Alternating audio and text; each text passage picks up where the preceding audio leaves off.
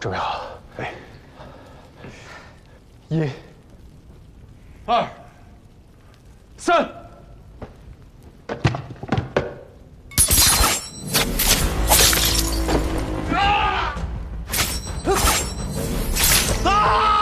我的眼睛！我的眼睛！我见了！你们千万不要乱动啊！我来想办法。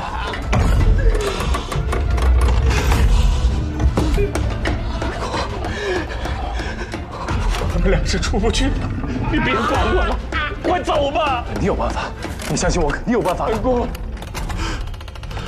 叶天豪。 你个狗东西！我做鬼也不会放过你！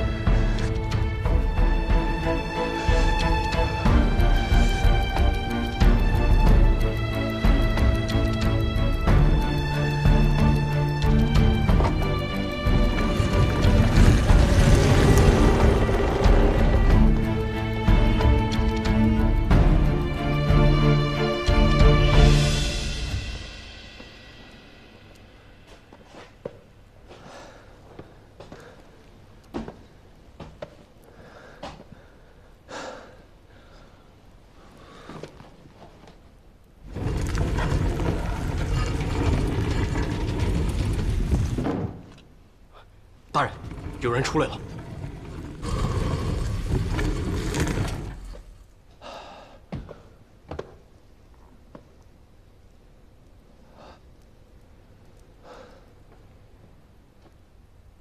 去禀报侯爷。是。你，过来。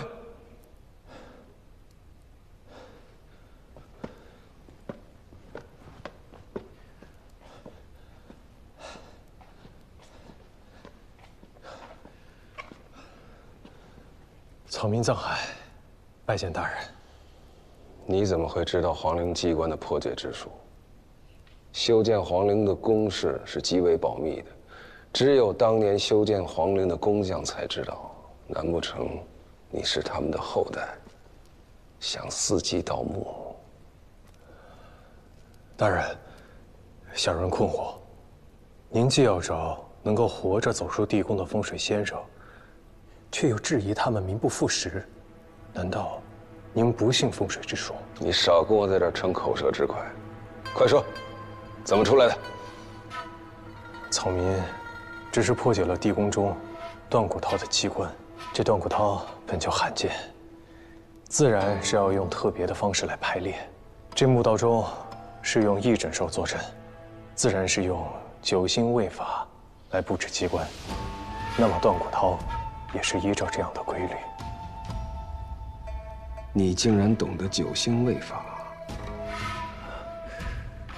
九星位法是官家修炼的秘术，我们民间手艺人不过是懂些皮毛而已，和大人们自然是没有办法相比。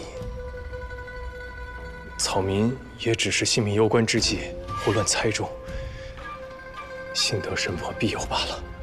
乡间杂学怎么能够和我们正统相比？你那些庞杂学说能触到一点堪舆之术的门道，也算是你幸运。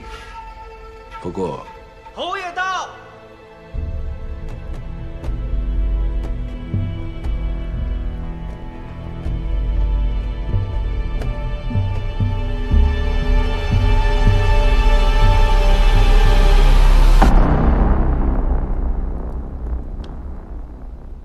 就是你解了墓道的机关。是。过来。草民藏海，拜见侯爷。那你告诉本侯，你可有办法解决太后下葬一事？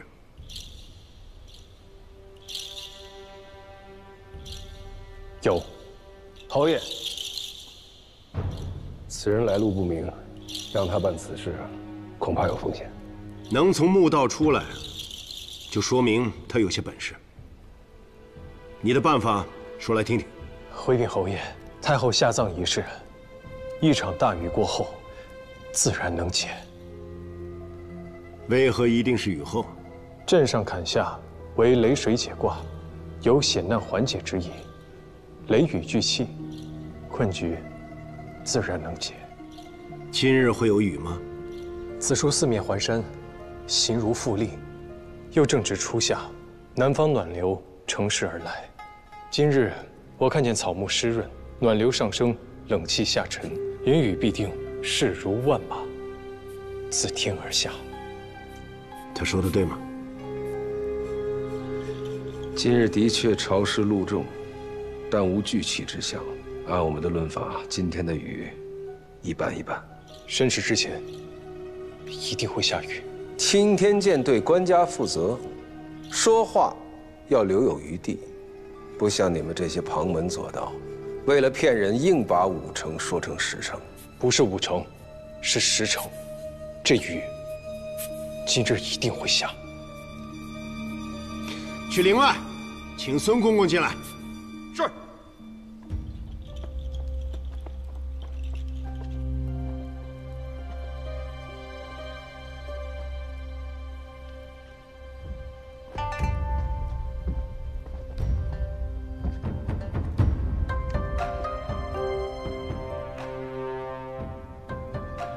孙公公到。哎呀，你说刚才好好的，眼见到门口了，却下起雨来了。侯爷，听说有人破了皇陵的机关，想必是有些办法了。正说这事儿呢。哦，你说中了，雨已下，你有什么办法解决下葬的难题？回禀侯爷，此难题已有定论，只是草民不敢说。别废话，快说。草民在来此路上睡了一觉，熟睡时，李贵太妃托梦于我，她说，先帝与太后之情感动天地，她愿意成全先帝与太后的合葬之愿。你这乡野村夫，贵太妃怎么会托梦给你？草民方才在墓道中遭遇机关，险象环生，若非李贵太妃庇佑，我又怎么可以毫发无损地走出来？大胆，让他说。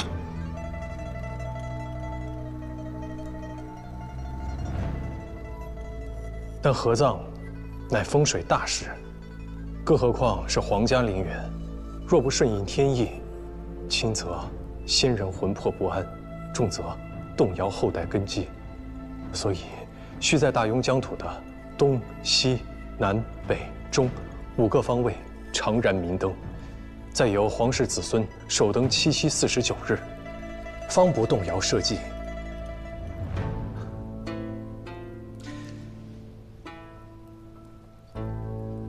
国朝300年，历代皇帝皇后驾崩，都要皇室子孙赴京奔丧。贵太妃的意思是，藩王们就不必回京了。是不能回京。为了大雍国祚永存，长明灯必须由皇室子孙亲自掌灯，特别是镇守东方的临淄王，东方青龙位，凡帝后驾崩，青龙位必定不稳，所以更需要临淄王亲自镇守。你说这些，都是贵太妃托梦于你，怎么知道这不是你胡说八道？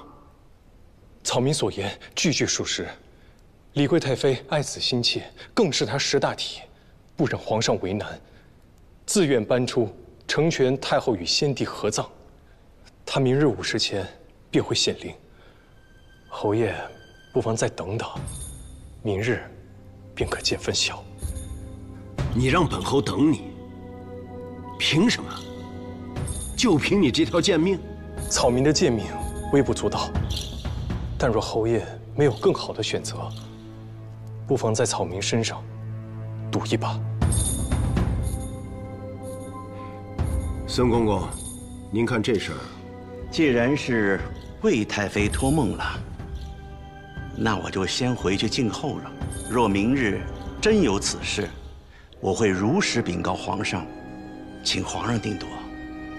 劳烦孙公公。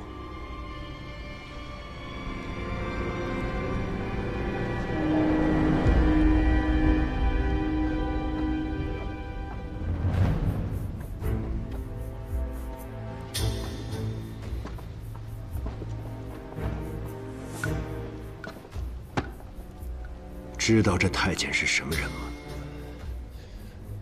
回侯爷，是皇上身边的人。不错。不管之前多少风水先生出了多少主意，这孙公公眼皮子都没抬一下。但这次你说的话，他听进去了。知道为何？或许是皇上心中早已有了主意。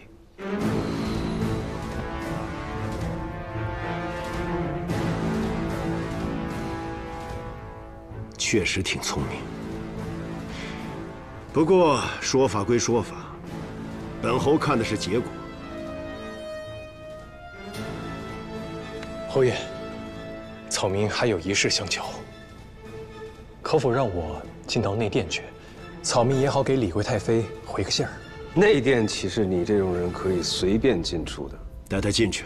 侯爷，无需多说，我们就看看贵太妃明天会不会显灵吧。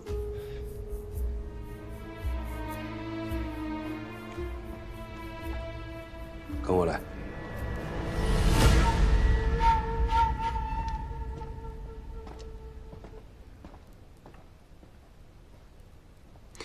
曲江，查查他的底。是。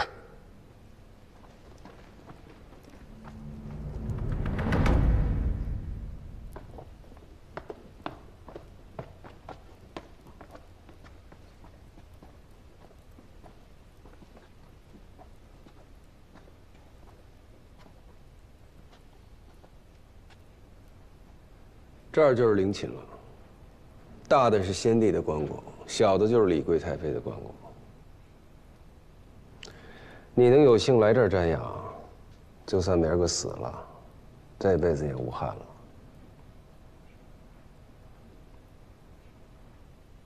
请问大人，为何这主殿里面会如此潮湿啊？哼，地下哪有不潮的呀？少见多怪。看够了没有？还请大人稍等片刻，草民想给贵太妃磕个头，回个话。哼。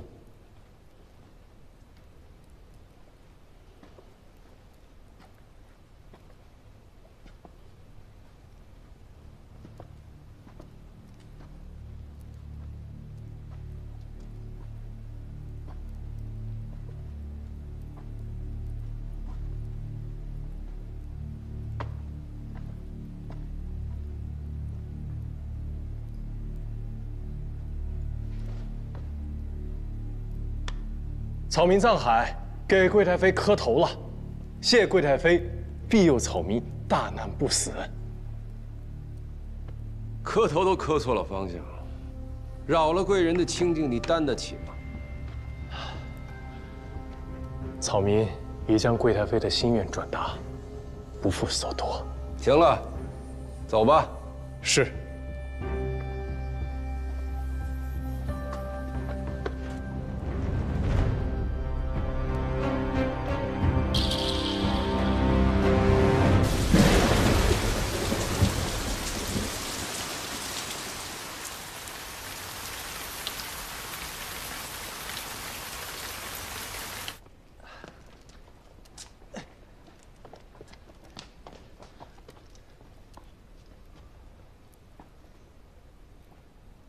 香燃尽，5时就过去了。贵太妃再不显灵，你去陪葬吧。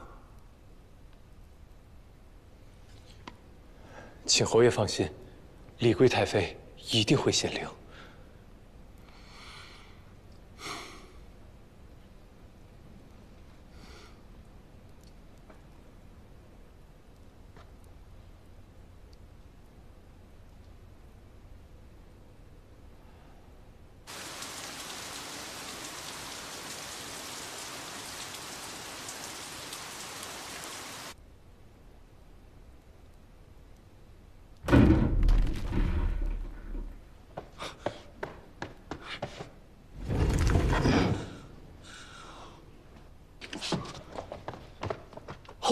贵太妃的棺椁往前塌了。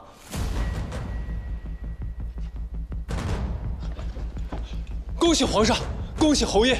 李贵太妃兰心慧性，至善至美，这是在成全先帝与太后的一桩美事啊！多谢贵太妃成全。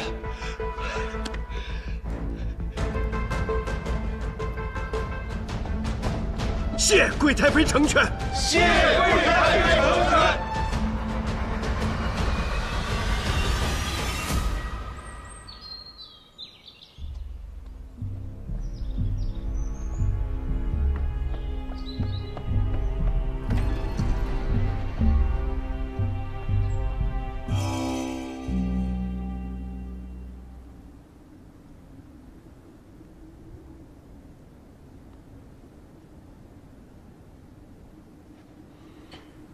你替本侯了了皇上一桩心事，你想要什么赏赐？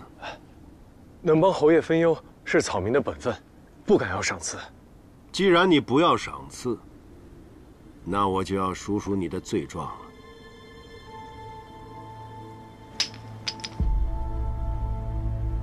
你该知道，擅改皇家葬制是要杀头的。侯爷。 草民不敢，草民不敢啊！这样吧，本侯恩威并施，先杀了你，再赏你一副上好的棺材和金银陪葬。侯爷，草民是自愿来皇陵的，不是被抓来的。侯爷可知草民为何一定要来？想显示你聪明过人。 但智者不寿，聪明人死得早。草民是想侯爷赏一口饭吃，草民想跟着侯爷侍奉侯爷。想跟随本侯的人多了，凭什么选你？侯爷的大公子在工部为官，公事繁重，草民愿用毕生所学的建筑堪舆之术，为侯爷还有大公子肝脑涂地，鞠躬尽瘁啊！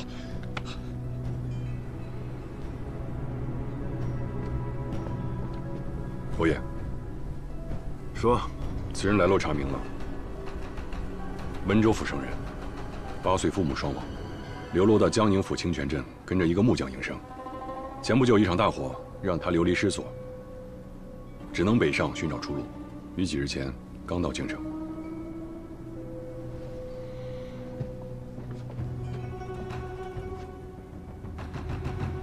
此人留用。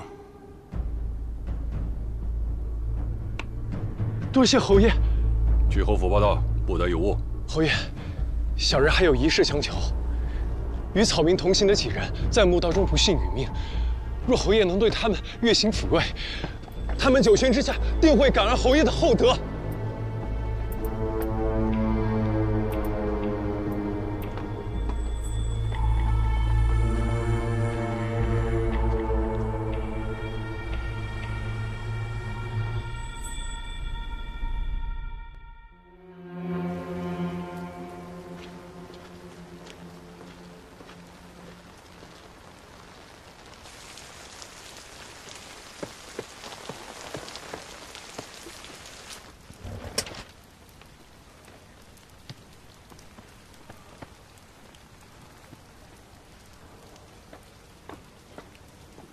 在下藏海，是新来的幕僚，劳烦通传一声。稍等。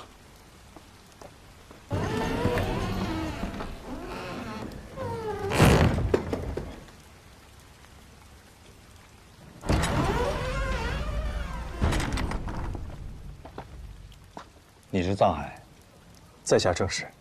这是你的衣服和腰牌，收拾好你的行李，明日去后门的摄人府报到。是。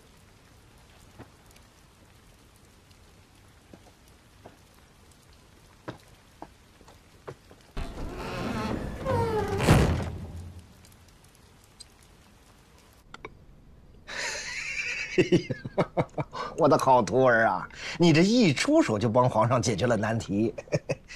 是李贵太妃自愿显灵挪冠，这样一来，皇上既得了臣心，又没有失了民心。你让宗亲在武帝守灯，正好给了皇上理由；让诸王在封地守孝，特别是临淄王，林子王要是回京奔丧，只怕会蠢蠢欲动。你从根本上解决了藩王回京作乱的可能。我到现在都想不明白，怎么一场大雨，这李贵太妃的棺椁就塌了呢？快跟师傅说说。这事儿吧，没你想的那么复杂。我刚进灵殿的时候就发现，这地底渗水严重，已经腐蚀了金井还有棺椁，而固定棺椁用的龙山石并没有卯合。如果此时刚好有一块雷击木楔塞进棺椁的下方，改变了棺椁的平衡，再加上一场大雨，地水滋漫，重压之下，这李贵太妃自然就显灵了。哎呀，你可是得了星斗的真传呐！啊！我只是没想到，这朝廷的贪腐之风已经这么严重了，连修皇陵都敢偷工减料。现在被人发现，倒是可以好好修缮一番。贪墨都贪到皇上头上了，别看他们对皇上三跪九叩、山呼万岁，这心里头谋的那都是门户私计。要是父亲还活着，看到如今乌烟瘴气的青天剑，该有多难受啊！无论如何，你这第一步迈得很成功，在平津侯面前大放光彩。怎么了？昨日平津侯把手放在我肩膀上，我这手竟抬不起半分。师傅帮你揉一揉。师傅你轻点啊。来，忍住啊。我现在总算明白恩公为什么不让我习武了。这平津侯敢让我离他这么近，他对自己的武功一定极为自信，但他又死死地按住我的肩膀，可见此人有多么的谨慎多疑。他身边有精锐卫兵保护，又时刻贴身穿着金丝软甲，大庸数一数二的高手未必能进他身侧。就算你习武，只怕剑未出鞘就被他杀了。用武力取胜，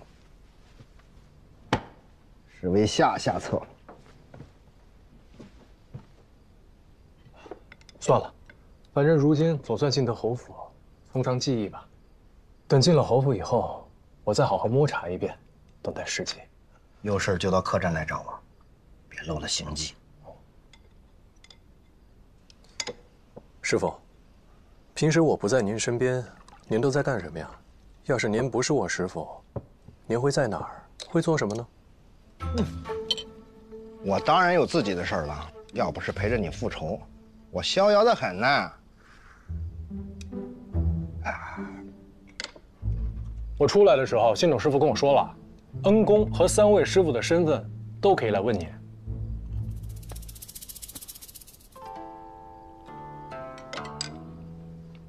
想知道？这顿你请。师傅，我年纪尚轻，囊中羞涩。这我年纪大了，还两手空空的，岂不更可怜啊？拿过来吧。行。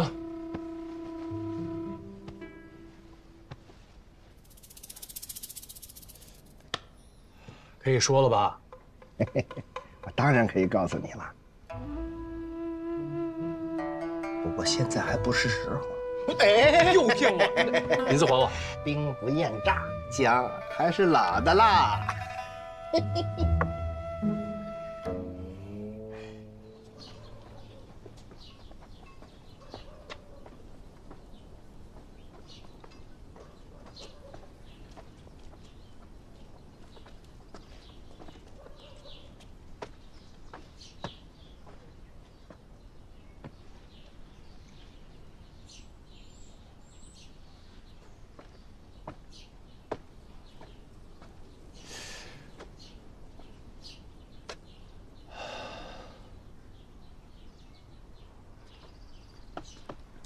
哎，你就是新来的幕僚？在下藏海。啊，我叫慧剑，也是侯府的幕僚，比你早来个2年。从今往后呢，咱们就是同僚了，是吗？不了。哎，我听说你的事儿了啊，本事不小啊，居然能够活着从皇陵里出来，还进了咱们摄人府。今后还有劳会见兄多多照顾了。哎，照顾谈不上啊。不过我跟你说啊，在咱们摄人府里边，太有本事未必是件什么好事情。大概我也关照不了你太久。会见兄真爱说笑。来，跟我来。我给你讲讲这儿的规矩。你刚才进来的那个门，每天卯时开，亥时闭，是专给侯府里边下人们进出的。正门呢是供侯爷和家人进出的。除此之外，只会在逢年过节时开半个时辰。咱们幕僚呢，每日辰时到午时著书立传，未时到酉时论述时政，饭点儿就去东边的厢房吃饭，戌时要做完晚课才可以上床睡觉。大致呢就是这些，记住了吗？记住了。哎呀，这些规矩其实都是侯府的长史杨大人定的，其他时辰你可以自行打发，自行安排。不过我每天做完这些事情之后，就已经累得什么都不想做了，倒头就呼呼大睡。你也一样。这杨大人真是用心良苦啊！我带你去书院看看。有劳会见兄。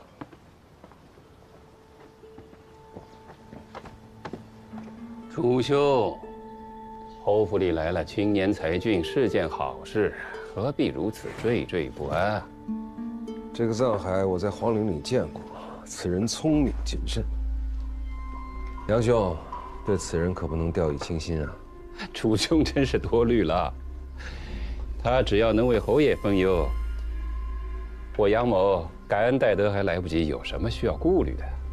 太后下葬的难题，你我都没有解决。倒是被一个不知道从哪儿冒出来的藏海给解决了。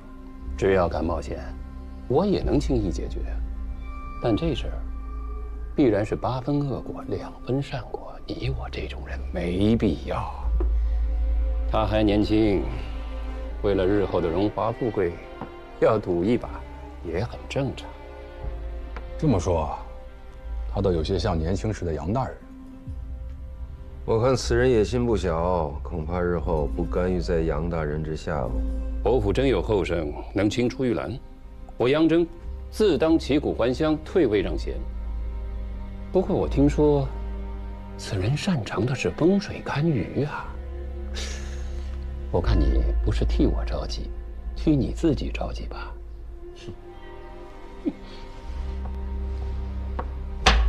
将军，承让了。伯爷，再来一盘。曲兄，侯府里来了新幕僚，我是摄人府的管事，不去招呼一下，有点说不过去。先走一步。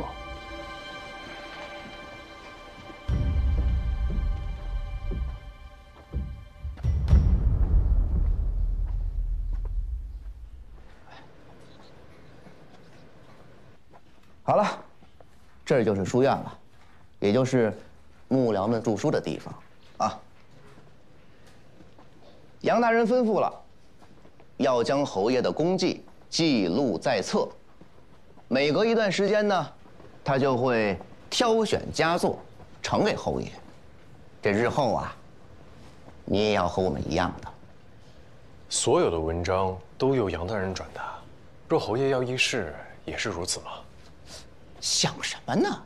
啊，你要让侯爷面对几十张嘴，叽叽喳喳的议事吗？烦不烦啊？人家杨大人会把议事的条程给布置下来，幕僚们呢各抒己见，哎，他得让人记录下来，把好的呈上去。这不过嘛。这最后啊，侯爷采纳了谁的意见，我们谁都不知道，因为最后统统都变成了杨大人的意见啊。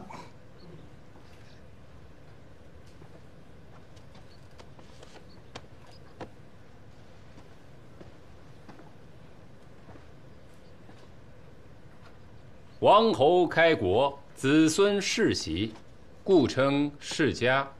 所以这本《侯门记事》起名《庄氏世家》。杨大人，慧姐，先下去吧。是。你就是那位帮侯爷解决太后下葬难题的风水先生，在下藏海，拜见杨大人。果然是青年才俊，侯爷身边得到如此的人才，是我杨真之福。贵县方才把这里的规矩都跟你说了吧？是。这儿的规矩，比太学、詹师傅的都要大。但你们在这儿养成了规矩，以后到了朝堂之上就不会犯错，才不会给侯爷丢人。杨大人的意思是，幕僚们还有机会进入朝堂议政，在朝为官了。当然啊，侯爷设舍人府就是为国朝选贤举能、提拔栋梁，难不成让你们在这里都虚度光阴吗？不过你们这些读书人知道怎么跟侯爷这个武将打交道吗？一不小心就军令处罚，到时候别说加官进爵，就连小命都可能不保。我不护着你们，谁还能护着你们？还是杨大人思虑周全啊。我为什么让他们在这里编撰装饰世家，就是为了让他们多了解侯爷，知道侯爷的喜好，免得在他面前失了欢心。只要将来时机成熟，我定会引荐他们，得到侯爷的赏识。原来如此，小的受教了。你有惊天伟地之才，今后在侯府定能崭露头角。杨大人，侯爷问起今日是否有一名叫藏海的幕僚前来报道。啊，侯爷什么事？侯爷说让他看看内园的风水。啊，是这样啊，藏海在这儿，赶紧去。是。哦，对了，有一件要紧的事儿差点忘了。昨日暴雨，祠堂漏水，侯爷命我找人修缮，但祠堂的屋檐斗拱都是老式的法子，我找了一大圈都没找到会这门手艺的工匠。等又落了雨，那祠堂的祖宗牌位又要遭罪了。听说你会堪舆之术，修缮旧宅，不知道会不会？小的对堪舆营造之术略通一二，或许可以帮到杨大人。哎呀，太好了！看今天的天色，恐怕是要下大雨，不知道还来不来得及呢。算了，见侯爷要紧，别耽误正事儿。侯爷要是怪罪下来，我担着就是，怎么也连累不到你的身上。祠堂供奉的都是庄稼先祖，大庸以仁孝治天下，侯爷也是至诚至真之人。我若放任祠堂失修，导致庄稼先祖牌位受损，乃我大失职啊。可是侯爷那边，还请杨大人替小的给侯爷回个话。小的今日恐怕不能替侯爷看园子了。你放心，侯爷跟前我一定替你美言。谢谢杨大人。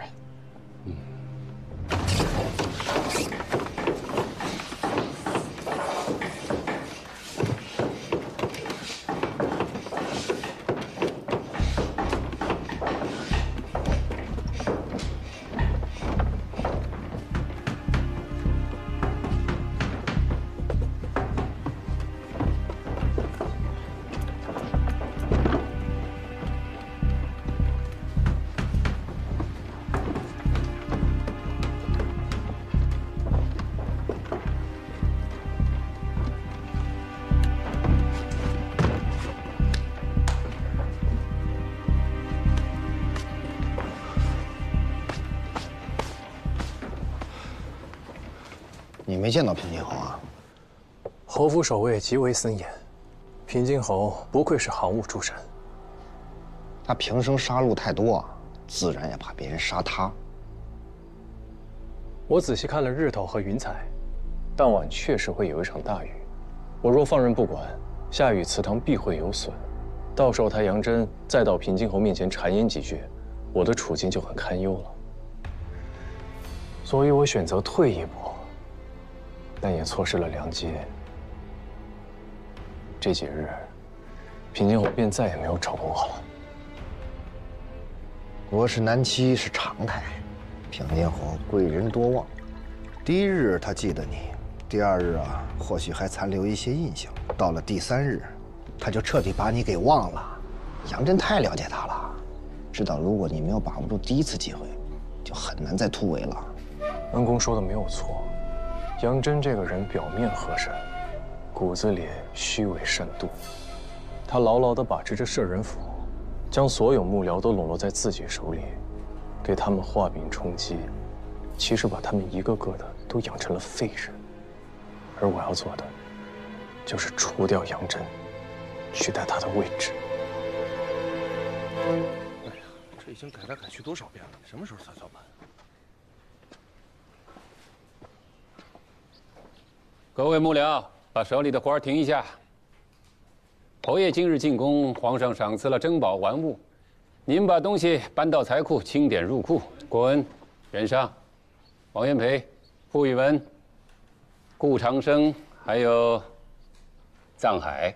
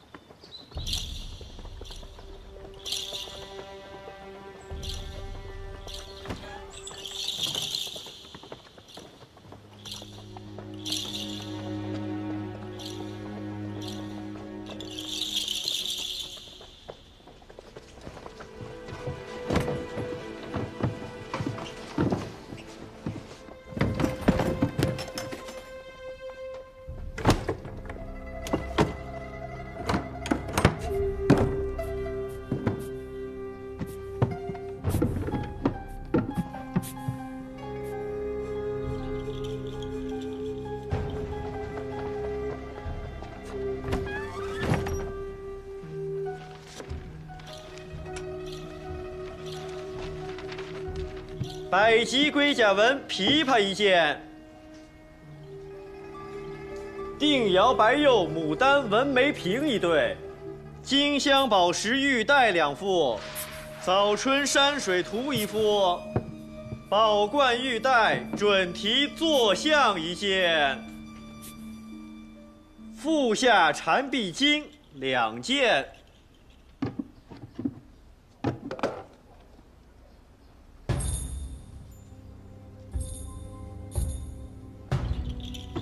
长锋剑1柄，玉钩描青龙纹佩2对，和田玉带钩10件，玉叮当手镯10只。杨大人，都已清点完毕，把东西都分门别类的放到博古架上，再仔细的理一遍总库单。是。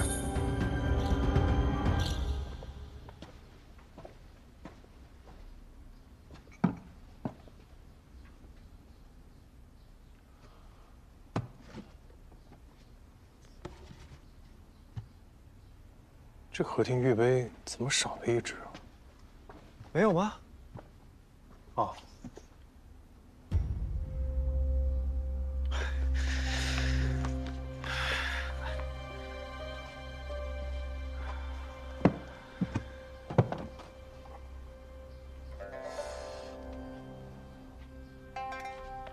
加下曲是何意啊？你呀，就别问了，就当什么都不知道。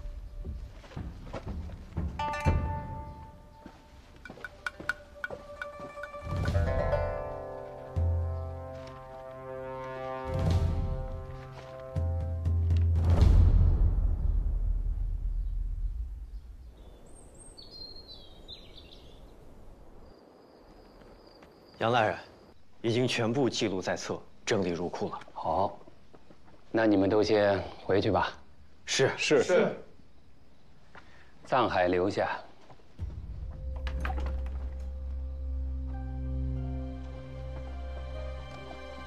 去吧。是。藏海，你留下来把东西再清点一遍。是，杨大人。我选你，是看中你。这活儿啊，繁重杂碎，但里头的门道很多。其他人做事粗枝大叶，你是个细致的人。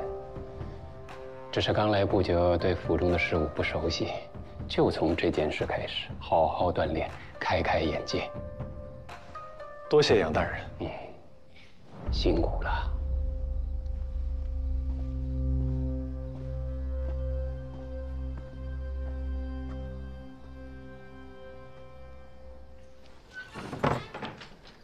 这个人出来之后，给我仔仔细细严查搜身，如有夹带，立刻抓起来。是。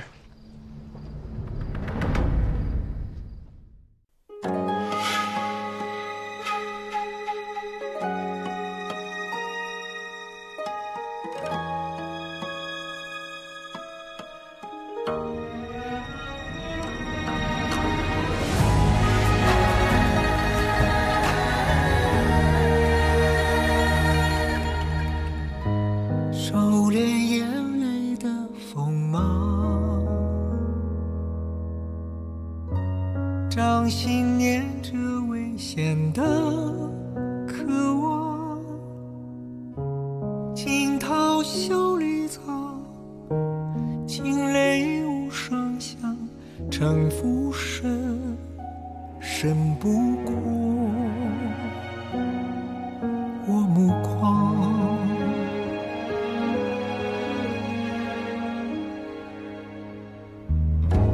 阴谋是我护身的衣裳，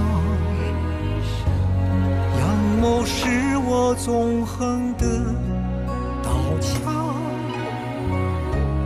用隐忍的狂，稀释道德藏，也不黑，只因为我心滚烫。